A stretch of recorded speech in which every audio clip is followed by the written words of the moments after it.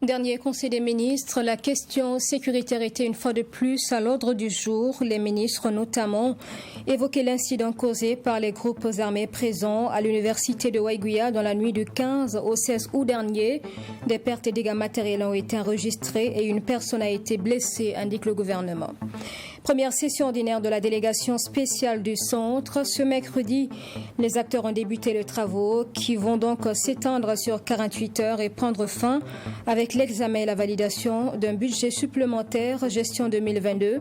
La délégation s'est dite dans le besoin de voir une implication plus forte des acteurs.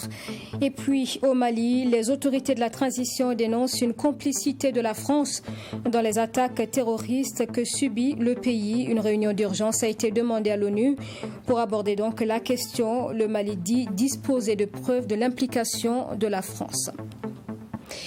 Bonjour à tous et bienvenue dans ce journal. Le dernier Conseil des ministres donc tenu hier mercredi, l'incident causé par les groupes armés à l'université de Waiguia faisant un blessé ainsi qu'une salle incendiée notamment était sur la table donc d'échange. La rencontre gouvernementale a également fait cas de l'identification de comptes dont les banques privées ouvertes par des institutions publiques de manière illégale. On fait tout le point du Conseil des ministres avec Abdoulaye Migné. Le Conseil des ministres de ce 17 août 2022 a entendu une communication orale sur l'incident survenu à l'université de Waiguia dans la nuit du 15 au 16 août. Des individus armés ont été aperçus au sein de l'université. S'agit-il de terrorisme ou de grand banditisme? Le gouvernement dit attendre les résultats de l'enquête ouverte. Mais le bilan est important selon le ministre en charge de l'enseignement supérieur. Nous avons été alertés que durant 2 heures environ, des hommes armés non identifiés avaient occupé le site de l'université de Waiguia. Arrivés sur les lieux, ils ont constaté qu'il y avait une salle aussi de reprographie dans laquelle se trouvait l'incendie là-bas. Des ordinateurs de reprographie sont partis en fumée. On a retrouvé des unités centrales à 100 mètres du bâtiment. Et on a constaté qu'une moto a été enlevée et 2 batteries qui servaient à alimenter des salles d'études pour les étudiants ont été enlevées afin de sécuriser au mieux les matériels qui sont restés sur place. Le chauffeur en fait a conduit une pick-up pour aller prendre le matériel qui restait sur le site. C'est lors de ces manœuvres-là que sa voiture a sauté sur un engin explosif. Au titre du ministère de l'Économie, des Finances et de la Prospective, le Conseil des ministres a décidé de la suspension des activités de la Caisse des dépôts et consignations. Cela est dû à un problème de légalité quant au fonctionnement de la Caisse et le refus de plusieurs institutions d'adhérer aux principes de la Caisse. Parmi les difficultés que rencontre cette Caisse, vous avez l'absence donc de consensus entre la Caisse de dépôt et de consignation et les partenaires financiers, notamment la Carrefour, la CNSS et la Poste au Burkina Faso, créant ainsi donc des difficultés de mobilisation de ressources financières telles que prévues par la loi, les partenaires financiers ayant marqué un désaccord sur la centralisation de leurs fonds au niveau de la Caisse de dépôt et de consignation du Burkina Faso. Une autre difficulté rencontrée, ce sont les difficultés d'ordre juridique qui mettent donc la Caisse de dépôt et de consignation du Burkina Faso dans une situation de quasi-illégalité car elle fonctionne sans commission de surveillance conforme à la loi. Toujours au titre du ministère en charge de l'économie, le Conseil des ministres a adopté un rapport sur les comptes des institutions publiques dans les banques privées. Il ressort que plus de 230 comptes sont illégalement ouverts avec un fonds de plus de 68 milliards de francs CFA. Sur ces 685 comptes bancaires qui ont été recensés, il faut noter que 369 ont obtenu une autorisation du ministère en charge des Finances contre 230 qui se sont ouverts sans aucune autorisation du ministère donc des Finances et de l'Économie pour un solde total sur ces comptes qui ont été irrégulièrement ouverts de 68 milliards 926 millions 514 560 francs CFA. Au titre Le Conseil a entendu une communication sur le sabotage des ouvrages de franchissement par les groupes armés terroristes. Le ministre des Infrastructures rassure que le gouvernement est engagé à réhabiliter les infrastructures endommagées et à sécuriser les axes routiers. À l'issue du Conseil des ministres, le gouvernement a communiqué sur des messages haineux diffusés sur les réseaux sociaux et qui visent certains groupes ethniques du Burkina. Le gouvernement estime que ces propos sont d'une extrême gravité et, à travers son porte-parole Lionel Bilgo, invite les populations à garder les valeurs de cohésion et d'union face à la situation. Les récents audios qui circulent depuis quelques jours sur les réseaux sociaux, dans les groupes WhatsApp, en l'occurrence, viennent nous rappeler la nécessité d'agir résolument et fermement avant que l'irréparable ne se produise. Ce sont des propos d'une extrême gravité, qui n'ont d'équivalence que les dérives de Radio 1000 Collines qui ont conduit au génocide rwandais, une des pires tragédies de l'humanité de laquelle nous devons savoir tirer des leçons. Il est question d'appels directs et actifs au meurtre, à des tueries de masse, à l'épuration ethnique et à la sédition. Le ton et les mots utilisés donnent froid au dos et témoignent de la gravité de la situation. Il s'agit bien de discours haineux, subversifs, dangereux et inacceptables dans un pays aussi riche et diversifié comme le Burkina Faso. Ils appellent de notre part une condamnation sans réserve et sans ambiguïté. En droit, il est établi que l'intention vaut l'acte. Toutes les conséquences de droit vont être tirées de ces propos assumés. Le 23 juin dernier, les membres de la délégation spéciale du Centre ont tenu hier mercredi leur première session ordinaire à Ouagadougou, prévue pour une durée donc de 48 heures. Cette session prévoit l'examen d'un budget supplémentaire gestion 2022. La session ouverte sous la présidence du premier responsable de la délégation spéciale du Centre donc donne lieu également à la rélecture des missions des membres. Tout le point dans ce commentaire de Fatima Tanikima. À cette première session ordinaire, ces membres de la délégation spéciale prennent connaissance des prévisions du budget supplémentaire pour la gestion de la région du centre au titre de l'année 2022. Avant l'adoption de ce budget, ces acteurs locaux réfléchissent à la prise en compte des préoccupations des populations. L'opportunité nous a offert de réajuster nos prévisions de recettes inscrites au budget primitif. Ce réajustement se fait en tenant compte non seulement de l'évolution du niveau des recettes, mais aussi des résultats dégagés dans le compte administratif.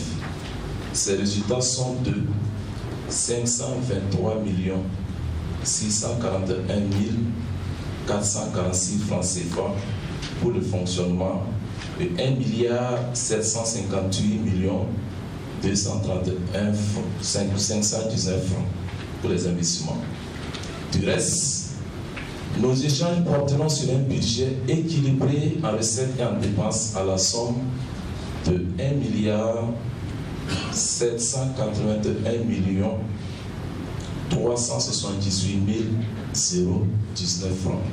Pour l'atteinte des objectifs, le président de la délégation spéciale du centre demande l'implication de tous les acteurs, notamment dans le recouvrement des recettes fiscales. Ces prévisions qu'on vient d'annoncer, ce sont des jeux d'écriture, ce sont des prévisions. Et c'est pour cela que nous demandons l'implication de l'ensemble des membres de la délégation spéciale régionale pour que nous puissions atteindre le maximum des recettes afin de pouvoir réaliser beaucoup d'infrastructures au bénéfice des populations. Ces infrastructures, c'est souvent des infrastructures éducatives et sanitaires et nous sommes également dans un contexte d'insécurité, voir comment appuyer également les forces de défense et de sécurité pour que nous puissions en tout cas atteindre un bon taux.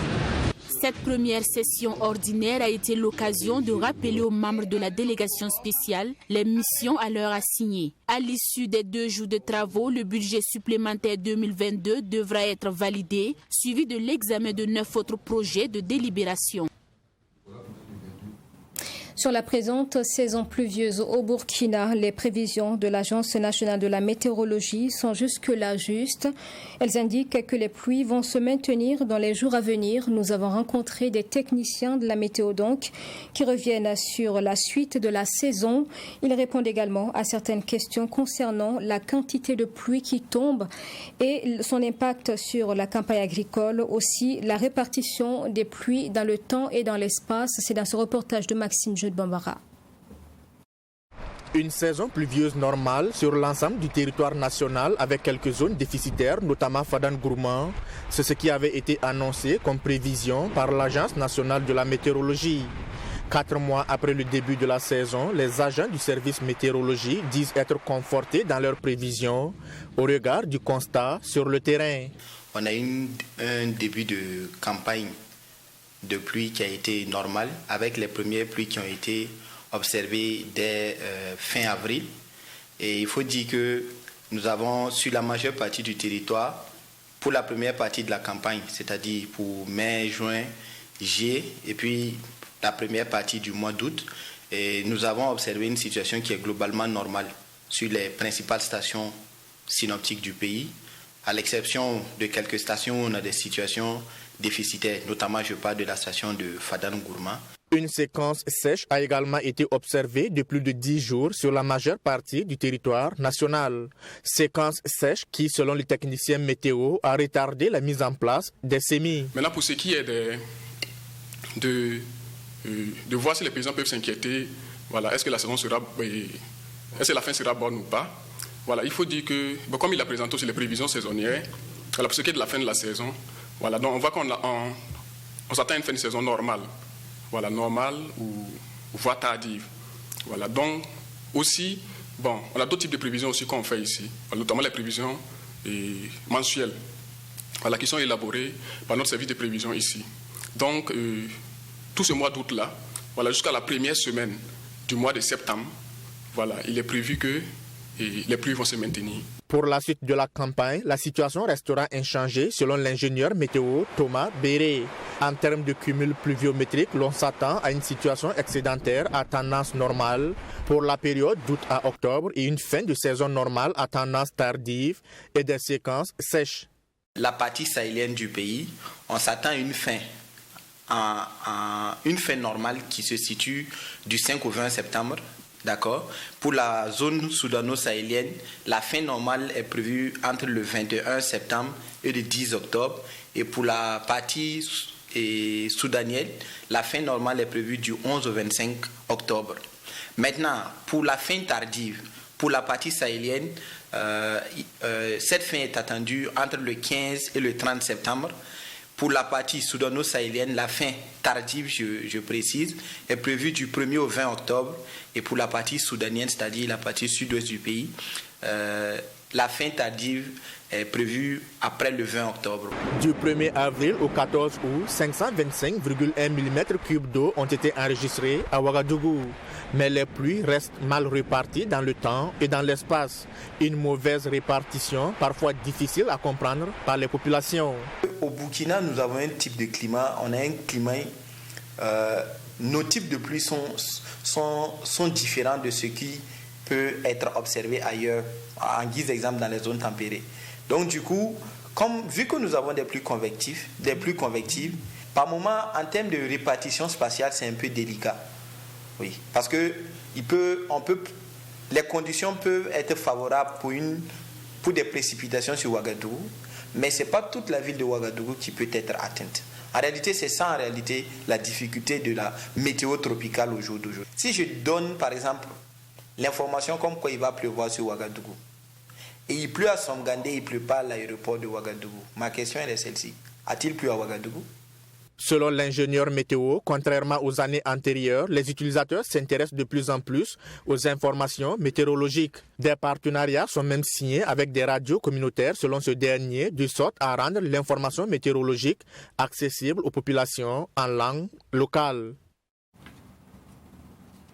À Nassau, à 25 km de la ville de Bobo-Dioulasso, nous avons fait le constat de l'état du pont chinois qui relie la ville de Sia au village environnant et est censé permettre l'écoulement des eaux de la Guinguette qui alimentent la ville.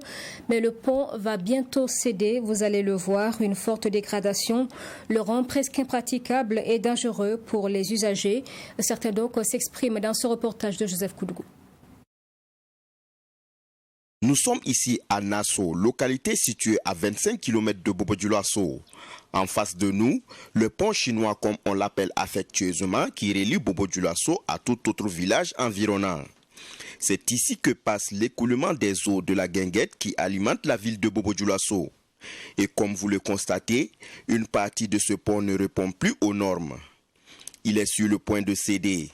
Les usagers sont obligés de négocier le petit tronçon dangereux qui reste pour le passage. En tout cas, je suis venu, je suis passé ici, plusieurs reprises, je vois le coin n'est pas bon. Donc je demande d'abord les autorités s'ils peuvent nous aider, les maires, les présidents, et puis les ministres, le premier ministre, voilà, parce que le pont n'est pas bon. D'abord, on doit agrandir un peu le pont. Bon, j'ai fait le constat depuis l'année s'est passée.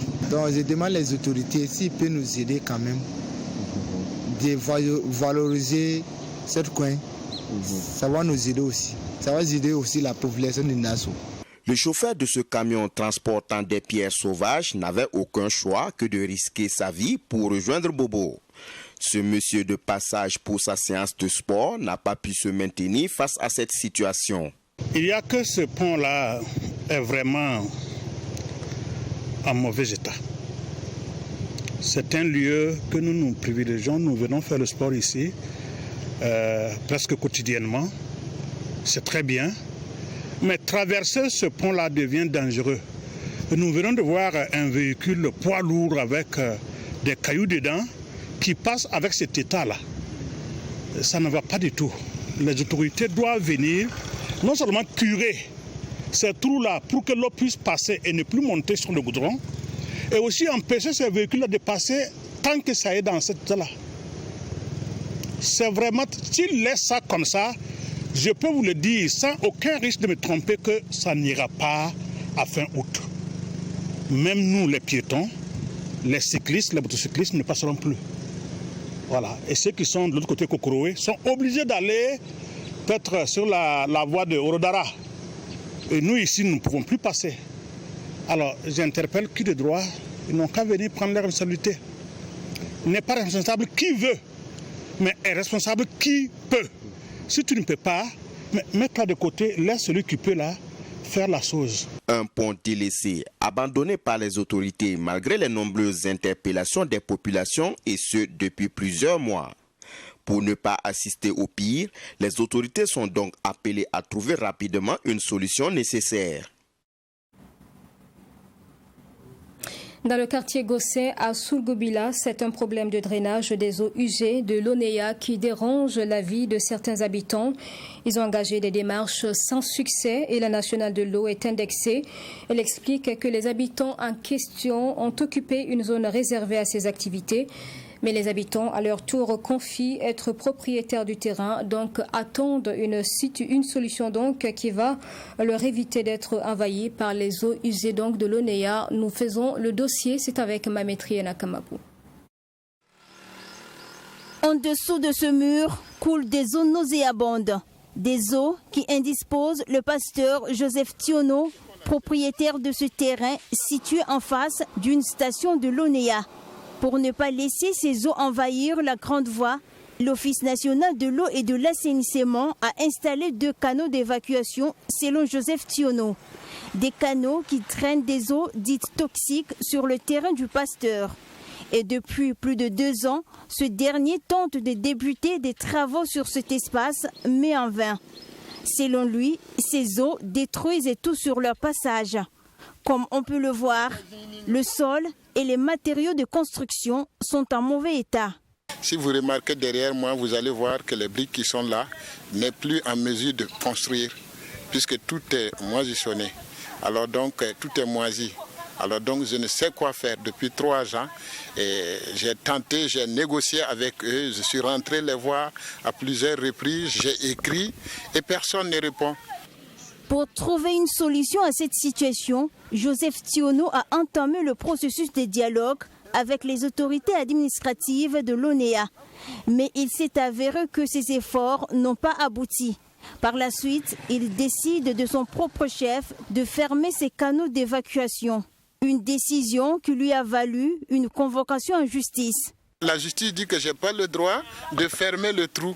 Alors donc je dois laisser la merde là rentrer ici alors qu'il y a des gens qui habitent ici, qui dorment, il y a des enfants.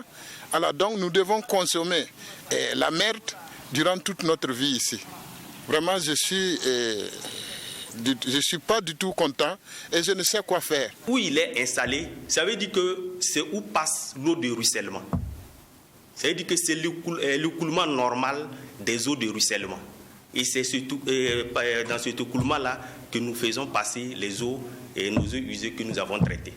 Donc c'est là où passe l'eau qu'il est venu s'asseoir. Et autre élément, normalement, il ne devrait pas s'asseoir là-bas parce que la station est là depuis, il est venu trouver la station. Joseph Tiono n'est pas le seul à se plaindre de la situation. Jacob Ibrango, qui cultive en ce lieu, est tout aussi mal à l'aise. Il confie que ses récoltes sont impactées chaque année. Cette pompe a été mise sous scellé depuis l'installation de ces canaux et son corollaire des pollutions.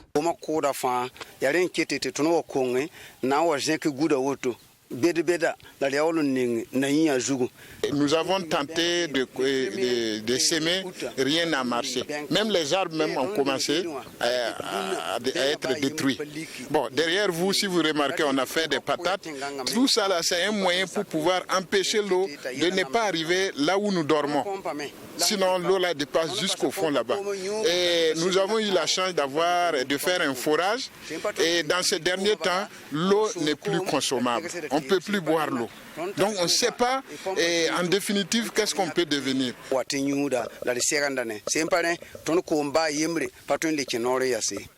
Interpellé et indexé par Joseph Tiono, nous sommes entrés en contact avec l'Office national de l'eau et de l'assainissement ONEA. L'ONEA, par la voix du directeur d'exploitation assainissement, reconnaît qu'en saison des pluies, les infrastructures de traitement d'eau usée sont pour la plupart débordées. C'est ce qui occasionne ce drainage. Il affirme également que c'est bien sa structure qui a installé les canaux d'évacuation. Une station de traitement, normalement il y a des normes pour l'installer. Et les habitations doivent être au minimum à 500 mètres. Et c'est ce qui a fait qu'à l'époque, nous avions installé la station dans la zone actuelle. Parce que la zone était dégagée, il n'y avait pratiquement pas d'habitat dans l'environnement immédiat. Et c'est ce qui était recommandé. Nous avons fait toutes les études d'impact environnemental et social à l'époque. Et ça a conduit à la réalisation du projet. Et comme je dis, nous ne gérons pas le foncier, on ne sait pas comment ces questions-là ont été gérées, et comment est-ce que ce pasteur a pu se retrouver nez à nez, je dirais, parce qu'il est en face vraiment de la station. Chaque jour, des camions de vidange de fosses septiques viennent ici déverser leur contenu, lequel contenu est traité par l'Office national de l'eau et de l'assainissement. La saison des pluies avec le débordement des eaux usées est la période où se ravivent les tensions qui durent maintenant des années. Difficile de trouver un terrain d'entente. Ma préoccupation, c'est de voir comment ils peuvent faire pour que cette situation-là, ça s'arrête le plus tôt possible. La solution, c'est de quitter le passage normal de l'eau. Vous voyez que même l'eau de ruissellement passe sur où il est, qui dit que c'est sa partie. Le problème reste entier, d'autant plus que Joseph Tiono présente les documents qui attestent qu'il est pourtant le propriétaire de ce terrain défini par l'ONEA comme faisant partie du périmètre de sécurité, arguant qu'il était bien propriétaire avant que l'ONEA n'apparaisse dans la zone. Sport à présent avec la 14e édition du championnat national de jeux de dames. La clôture, c'était lundi. Ont pris part à cette compétition 2 provinces et 10 régions dans 3 séries. Honneur, excellence et nationale. Et à la fin donc de la compétition, Thieba Mark a été élu meilleur compétiteur de la saison. Il succède à Mahamadi Yigo. Retour sur la cérémonie de clôture du championnat avec Assami Tiamtouré. De 100 compétiteurs qui se sont mesurés pendant 12 jours. Repartis en 3 catégories, dans la série honneur, Abdelrahim Sori prend la première place avec 23 points, suivi de Dedjan Bako avec 22 points et Issa Koulibaly 19 points. Dans la série excellence, Yigo Mahamadi est fait champion avec 21 points. Daouda Sawadgo suit avec 19 points et Noufou Sawadgo 19 points également. Dans la dernière série, la série nationale A, Marc Thieba en 11 rounds décroche la première place du podium avec 13 points. Maxime Ilboudo est deuxième avec 11 points et Seni Compaoré troisième avec 10 points. Marc Thieba, après plusieurs saisons à la recherche du titre de meilleur joueur national, l'obtient finalement cette saison. La compétition n'a pas été facile. Ça a été très difficile parce que c'est à la dernière minute que j'ai pu gagner et remporter. J'ai été premier dans ma poule, mais mon concurrent aussi n'a pas démérité quoi. Voilà, je les encourage beaucoup. C'est le travail, c'est les exercices, c'est les entraînements. Ce championnat national, comme à chaque édition, a permis de découvrir de nouveaux talents et d'intégrer de nouveaux adhérents. Selon le président de la fédération, c'est une note de satisfaction et un prix sera octroyé au champion national chaque mois en vue d'inciter les autres compétiteurs à redoubler d'efforts. On va continuer à améliorer et c'est surtout côté financier, il faut motiver parce que comme vous le savez, un champion, il faut l'entretenir. C'est pour ça le champion, en plus du trophée et le prix et les 200 000, chaque mois, il a 50 000 francs par mois. Donc il pourra s'entretenir et défendre son titre. Ça permet aussi d'inculquer une culture de défendre un titre et de s'améliorer et ça va aussi raviver des jaloux et donc les gens vont s'améliorer, ils vont se battre, ils vont travailler pour aussi être champions et donc ça va rehausser le niveau du jeu des dames au niveau national et ils pourront aussi briller sur le plan international. Ayant assisté de bout en bout au jeu, les premiers responsables du département en charge des sports et loisirs apprécient le niveau de cette édition et réitèrent leur soutien à la fédération. J'ai eu donc le temps de suivre les compétiteurs et ils ont véritablement rivalisé d'adresse et d'ardeur, preuve que véritablement les niveaux de cette compétition étaient très relevés. Alors les choses pourront éventuellement évoluer et nous le souhaitons parce que comme vous le savez actuellement, le contexte sécuritaire fait que les choses sont assez difficiles. Mais nous avons espoir que les lendemains seront meilleurs et que véritablement nous pourrons accompagner davantage toutes les structures relevantes dans notre département pour l'accomplissement en tout cas de leurs activités. Chaque vainqueur dans chaque série est reparti avec un trophée et une enveloppe financière. Le grand champion, lui, en plus de cela, pourra bénéficier du prix d'encouragement promis par le président de la fédération chaque mois et ce jusqu'au prochain championnat. Et dans le reste de l'actualité, le Mali affirme détenir des preuves de l'implication de la France dans les actes terroristes commis sur son territoire. Le pays a demandé une réunion d'urgence au Conseil de sécurité de l'ONU afin donc de faire cesser ce qu'il qualifie d'actes d'agression répétés de la France sous forme de violation de sa souveraineté. Regardez. La France apporterait son soutien aux djihadistes et espionnerait le Mali. C'est ce qu'affirme Bamako qui, dans une lettre adressée au Conseil de sécurité de l'ONU, demande une réunion d'urgence. Le but, faire cesser ce qu'il présente comme des actes d'agression venant de Paris. Les autorités maliennes dénoncent des violations répétitives et fréquentes de l'espace aérien national par les forces françaises qui se livreraient à des activités considérées comme de l'espionnage et des tentatives d'intimidation. Et ce, avec pour objectif de collecter des renseignements au profit des groupes terroristes opérant dans le Sahel et pour leur larguer des armes et des munitions. Bamako affirme par ailleurs disposer de plusieurs éléments de preuve. Le ministère malien des Affaires étrangères précise que le pays se réserve le droit de faire usage de la légitime défense si les agissements français persistent, conformément à la Charte des Nations Unies. Mercredi soir, les autorités françaises n'avaient toujours pas réagi à ces accusations. La lettre est datée du 15 août, date du départ du dernier soldat de l'opération Barkhane au Mali, après 9 ans de présence militaire française dans le pays. Et voilà pour ce journal. Merci de l'avoir suivi. Je vous souhaite une excellente suite à notre compagnie. Le temps de vous retrouver demain à 7h30.